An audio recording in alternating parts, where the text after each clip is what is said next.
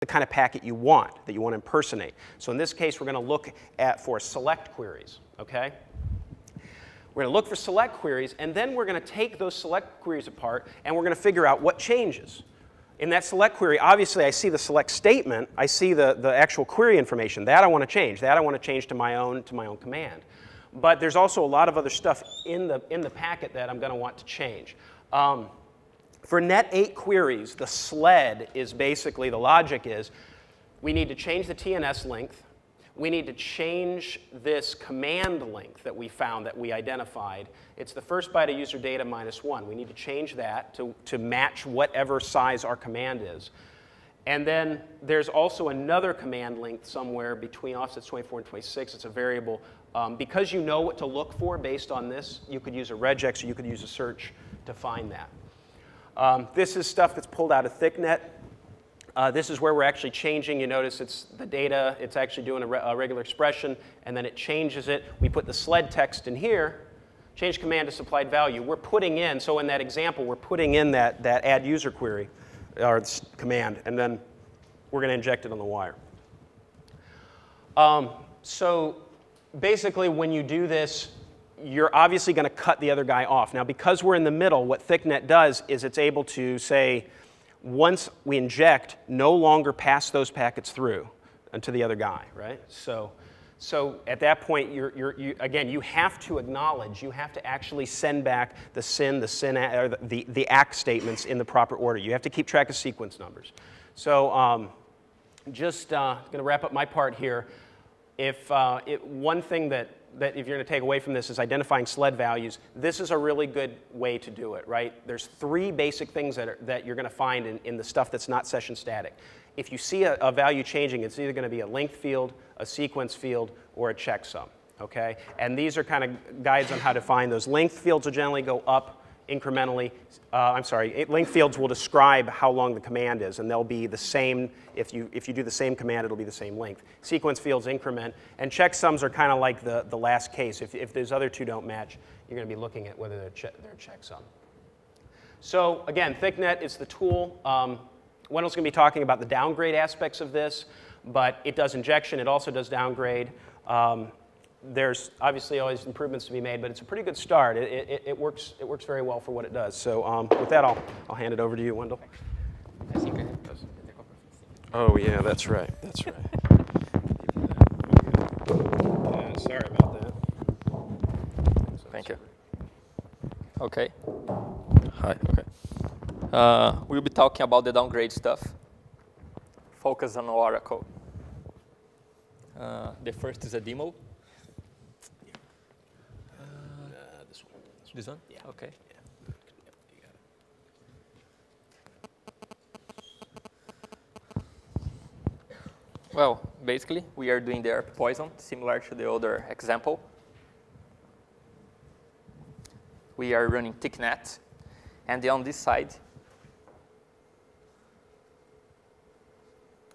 we have a real client connecting to a Oracle database. You can see with a valid user and the valid password, user hack, and password KAZWSX. The connection was normally, and it's working independently of the attack. If you get to thicknet, we can see that the downgrade happened, and you can get the session key and the password hash. What you should note is that this format is not common. If you take a look, that database version, that Oracle, is a new Oracle version. And this hash is for old Oracle on the age of the 8th release that uses DES, data encryption standard. So we executed the downgrade attack to obtain the hash in a much weaker way that will help us to break this hash.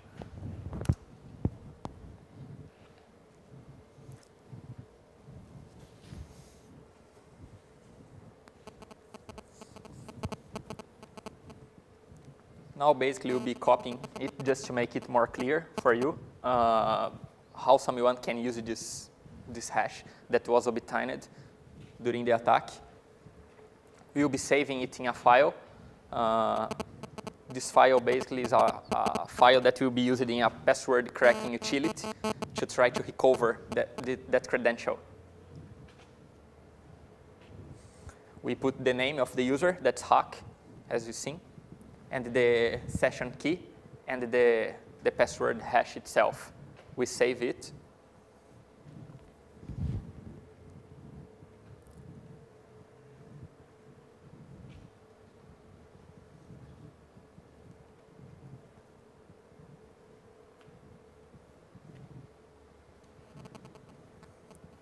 OWASP is a third-party application. It's open for everyone to download that is able to crack different Oracle password hashes.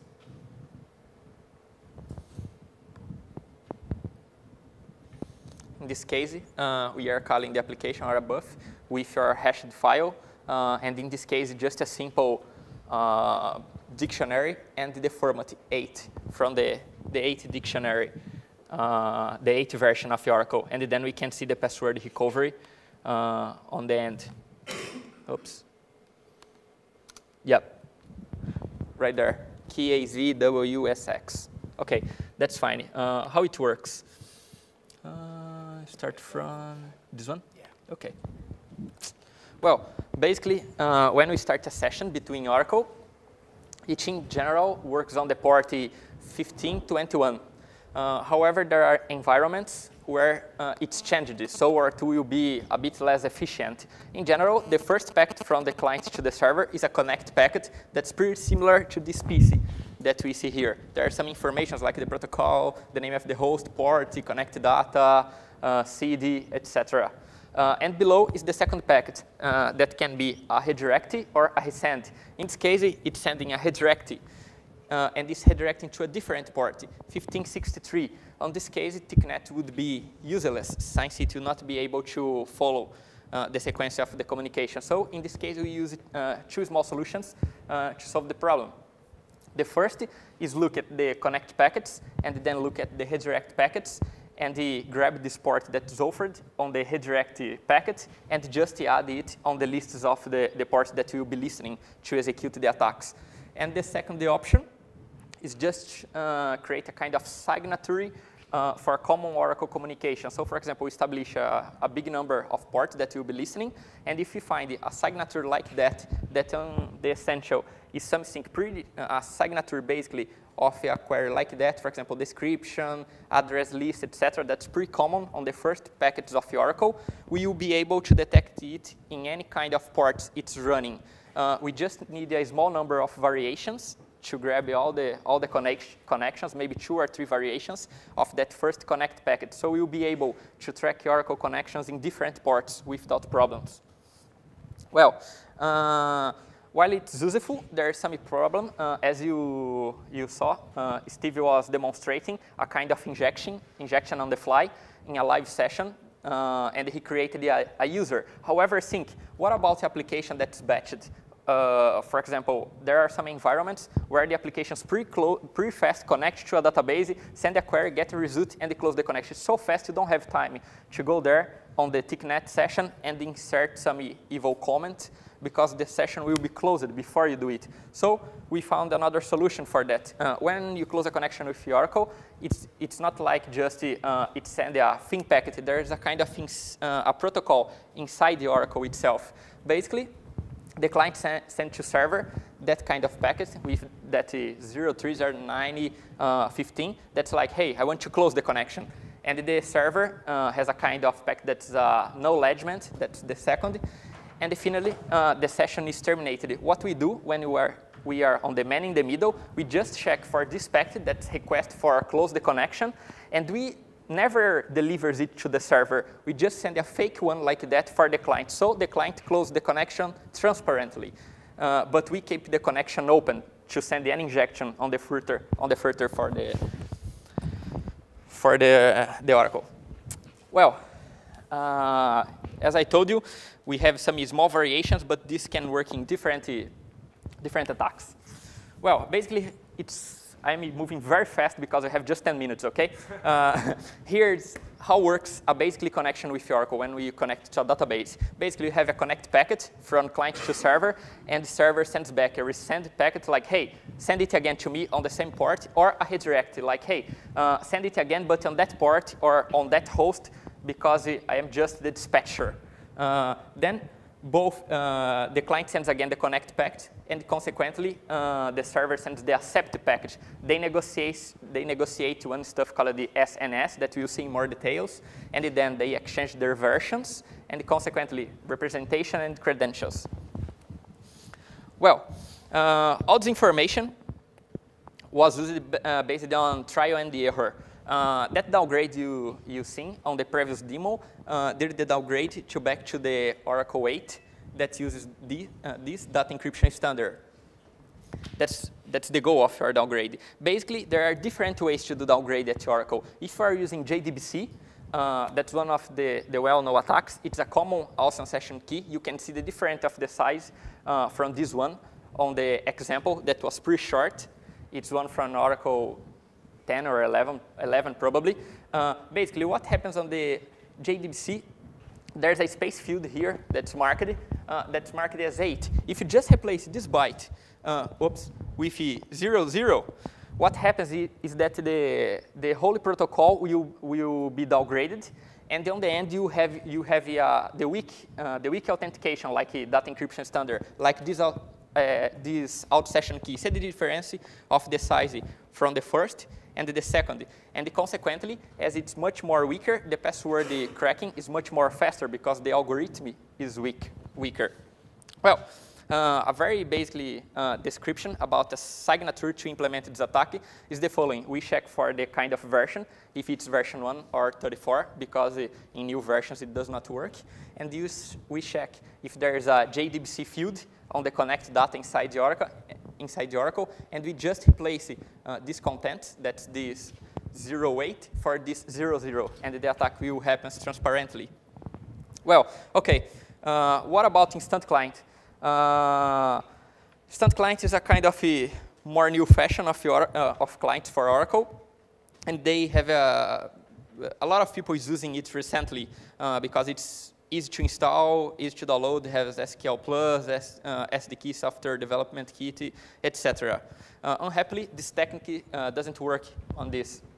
So we will be using a different technique. Basically, what we offer for this kind of attack is the following. While we are on the man in the middle, we just fake for the client that we are a fake old Oracle 8 database. So we drop all the packets from the server, and you just insert some packets that pretends to be like a Oracle 8 in a way that you'll be forcing the client to negotiate like if it was a OD8 database.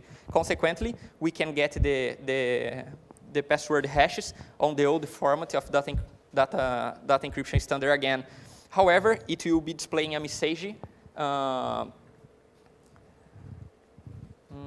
after the negotiation. So the negotiation will not be really concluded, the session, but we will obtain this data. Also, we can mitigate this attack or minimize the impact and the problem with something like, for example, we can create some kind of filters, like, hey, do not apply the same attack 2 times for the same user, or just trigger some special usernames, etc. Well, for full client, the same happens. The attack also doesn't work very well. If you look at the results, with the full client, if you look with the older versions like 90, the second downgrade attack works fine. On the 10 release, it crashes and appears to be a heap overflow. And on the 11, the connection is just terminated. However, neither of these techniques works against Instant Client for Windows. So what about Oracle for Windows? It's safe, no way to do nothing? No, that's wrong. We found another way to inject this, to execute a downgrade in a transparent way. So nothing will be broken, the connection will keep working, and the downgrade also works fine. Basically, inside the Oracle protocol, there's a small field called the acceptable protocol version. To say the truth, in all the cases that we tested, this value is always in the same way, independently if it's a 8, 9, 10, or 11 version of Oracle. They always offer the 06 as a version, and the client also, the server always responds with 06 and then 06, 5, 4, 3, 2, 1, as we can see here. So it's a very standard, happen in all the versions that we tested. Just to test, we have the idea to change that. And we modified on the first packet